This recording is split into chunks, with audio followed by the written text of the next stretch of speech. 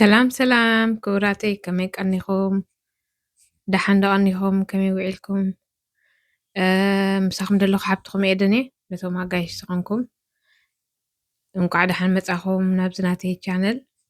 መጀመርያ ሓደሽቲ እንተደኣ ኮይንኩም ሳብስክራይብ ጌርኩም ጀምርዎ ኢኹም ነዚ ናተይ መደብ እሞ እንኳዕ ደሓን መጻኹም ደጊመ የቕሬታ ይሕዋተይ ብርግፅ ደምጌ ኣለኹ እዚ 2-3 መዓልቲ ኣዝዩ ድሩክ ቀኒ ማለት እዩ ካብቲ ውዕለይ ወፃእ ጠሊመ ትማሊ ብቕቲ ትማሊ ክፍትን ደልየ ነይረ ግን ኣይከኣልኩን ብጣዕሚ ከም ዝብለክን ጥዑቕ ነይሩ ማለት እዩ ስለዚ ደምጌ ሕጂ እቲ ዝወዓልክዎ ግድን ከካፍለክን ስለ ዘለኒ ምሳኽን ሸር ክገብሮ እየ ክቡራተይ ኣብዚ ሓለፈ ግዜ እታ ኬክ ጥራይ ናይታ ቶርታይ ሰሪሕና ነርና ሕጂ ከዓ ብርግፅ ኣንዊሕልክን ኣለኹ መስለኒ እቲ ናይ ቶርታ ኩሉቲ ትማሊ ዝወዓልክዎ ሓዋዊ ሰምፅየ ኣለኹ ክትፈትዎ ተስፋ ይገብር ሕጂ ከምታ ዝረኣኽንኣ እታ ኬክ ሰሪሕና ነርና ሕጂ ከዓ ንዓኣ ዝኸውን እዚ እቲ ክሬም ኣብ ብርግፅ ኣይረኣኹኖን ከመይ ገይረ ኣዳልየ እዚ ግን ስላኽሩ ነቲ ብላዕሊ ዝኾነኒ ንእሽተይ ሪኢኽና ኣለኹ እንታ ቪድዮ ናታ ከመይ ገይረ ኣዳልየ ኣለኹ እዚ ከዓ እቲ ናቱ ስላኽሩም ማለት እዩ እዚ ግን ትጥቀመሉ ዘሎ ከዓ ንሕጂ ስላኽሩም ፓውደር እዩ ስለምንታይ እንድዒ ኣይፈለጥኩም ቅድሚ ሕጂ ኣነ ዝጥቀመሉ ዝነበርኩ ስላኽሩም ሕጂ ግን ኣብኒ ማለት እዩ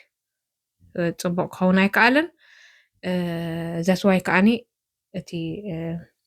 ፓውደር ጥቀም ኣለኹ ስለዚ ከምዚኣ ገይረ ብላዕሊ ከምዚኣ ጌርና ገድፍያ ሓዲረ ሕጂ ሎም መዓልቲ ከዓ ተመሊሰ ብርግፅ ዓርቢ ንግሆ ከዳልዋ መደብ ነይርኒ ከም ዝበልኩኹም ግን እቲ ናተይ እቲ ክሬም ናይ ስላኽሩም ትገዛእኽዎ ኣይፈለጥኩን ክልተ ግዜ ከማኒ ሓደ ግዜ ጥራይ ኣይኮንኩን ኣይፀበቐን ስለዚ ሕጂ ናይ ምሸት ከዓ ስራሕ ክኸይድ ነይርኒ ስለዝኾነ ለይቲ እየ ሰሪሐ እያ እዚ ሕጂ ዝሰርሖ ዘለኹ ሕጂ ለይቲ ሰዓት ክንደይ ይኸውን ከባቢ ፋዱስ ማለት እዩ ኣነ ከባቢ ሰዓት 1 ደቂሰብ ሰዓትቲ ከምዛ ትረኣኽና ቶርታይ ከዓኒ ብጣዕሚ ፅብቕቲ ኮይና ወፅያ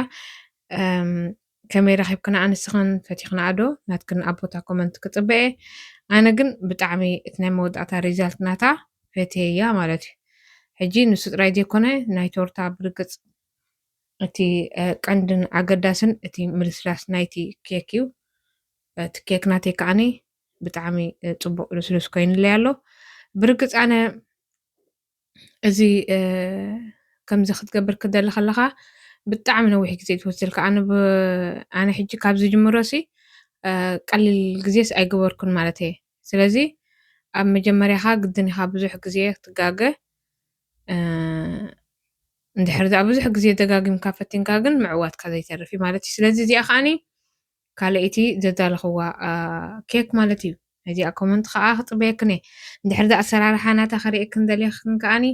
ኣብ ቦታ ኮመንት ፀሓፋለይ ልክዕ ከመይ ገይረ ሰሪሐ እያ ብሓደ ኮይና ክንሰርሓ ከዳልወልክን እቲ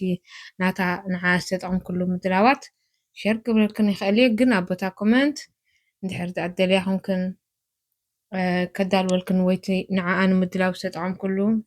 ከሪአክን እንድሕር ዘድልያኹም ሰብ ስናቱ ኣብ ቦታ ኮመንት ፀሓፋለይ ይኽን ንዓይ ኣገዳስን ጠቓምን እዩ ከምኡ ነዚ ናተይ መደብ ክትሪኦ ከለኽን ላይክ ክበሮ ይኽን ላይክ ምግባር ንዓኽን ዘደናግዩ ኣይኮነን ንዓይ እውን ተኸፍላኒ ነገር የለን ተኸፍሉኒ ነገር የለን ግን ሓጋዚ እዩ ዩቲዩብ ናብ ኩሉ ሰብ ሸር ክገብሮ ስለ ዝኽእል ማለት እዩ ስለዚ እዚ ናተይ ቪድዮታት ክትሪእዎ ከለኹም እንተዳእ ፈቲኹሞ ናብ ብፀትኩም ሸር በልዎ ኢኹም ከምኡውን ላይክ ከዓኒ ኣይትሕመቑ ናትኩም ርእቶ ከዓ ኣብ ቦታ ኮመንት ስለምንታይ ናትኩም ርእቶ ካብቲ ሕጂ ዘለኽዎ ካብቲ ሕጂ ዘዳልዎ ዘለኹ ቤተር ካብኡ ዝበለፀ ንኸዳሉ ስለ ዝሕግዘኒ ማለት እዩ ስለዚ ኮመንት ናይ ቶርታይ ከመይ ረኺብክንኦ ኣብ ቦታ ኮመንት ክፅበየክን እየ ርእቶኽን ማለት እዩ ስለዚ እተን ዘዳለኽወን እዚአን ነይረን